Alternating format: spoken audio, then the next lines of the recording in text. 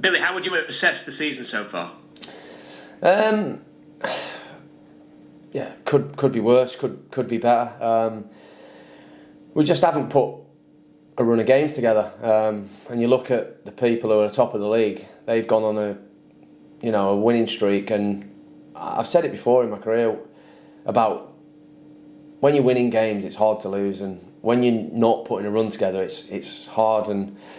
But the good thing is, the lads who were here last year, they know they can go on a run because they did it, and they got from near the bottom of the league to right into the playoffs, and probably deserved to go up in the end, but just fell short. And we've got to take that belief from in the group and use that to get ourselves on a run. Just 3-game winning streak moves you up the table, pulls away from other teams, and breeds confidence throughout the squad. And we know that we've still got the time. It's frustrating because we know that we should be doing better than we are doing. So tight in that top half, though, isn't it? It seems like there's about 10 teams who could realistically look at the top 3 and think we've got a chance there.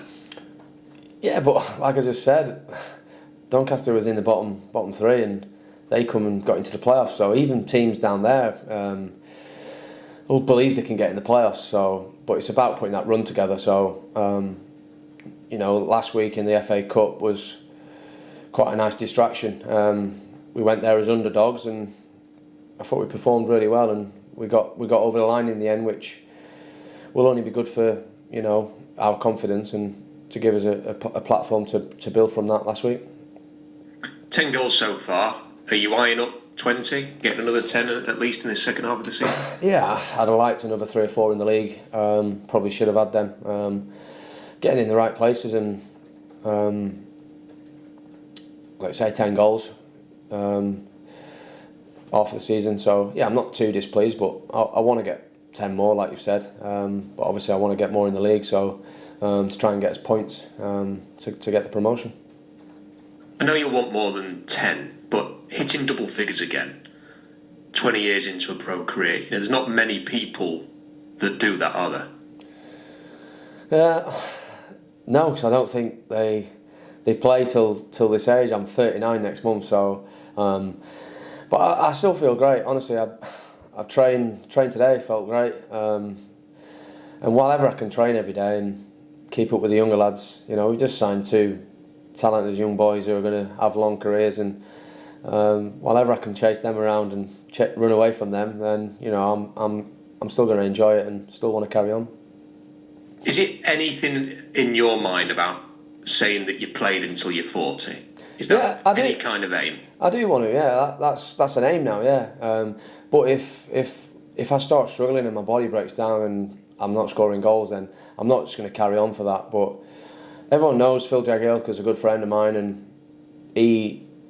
I pushed him to play on till 40. I thought he should have played on even when he stopped, but he made that decision, and he scored and assisted when he was 41 against Sheffield United for Stoke. So he inspires me to try and get to that 40 mark, and he still pushes me now as well. So like you said, I do want to get to that 40 mark. So it's up to me to try and earn another year here at Doncaster, and hopefully I can do that, and hopefully we're playing in League One.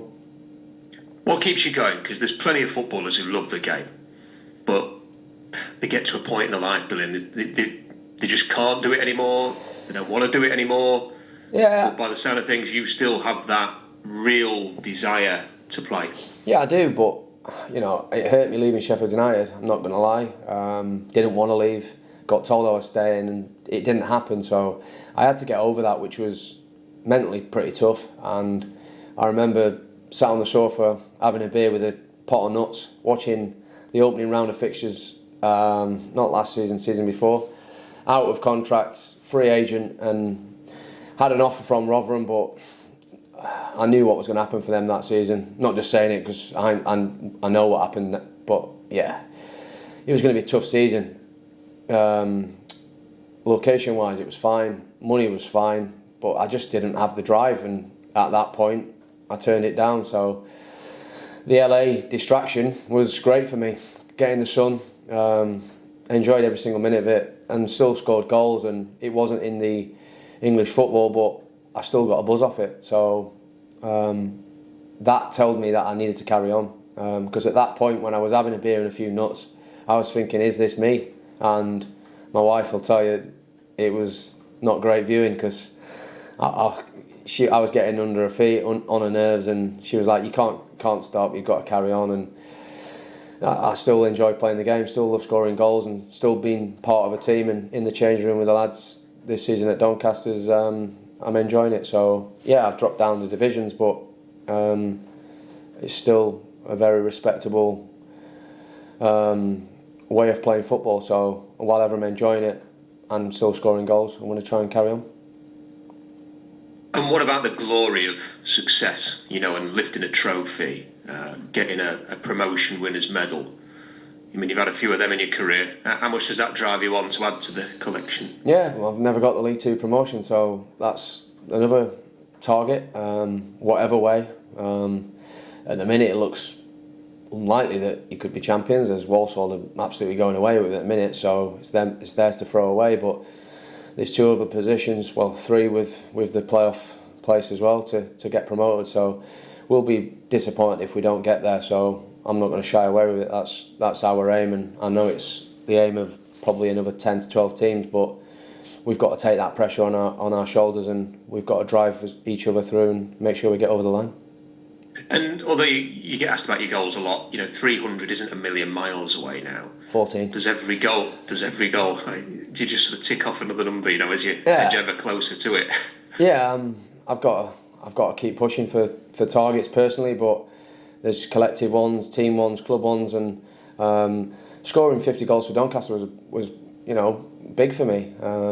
Obviously, I got over 50 for Scunthorpe, got over 400 Sheffield United, so it was nice to get over the 50 mark. And the next one for me personally is 300, and hopefully with a bit of luck I can do it this season. If not, I'll have to be trying to earn that contract to do it next season.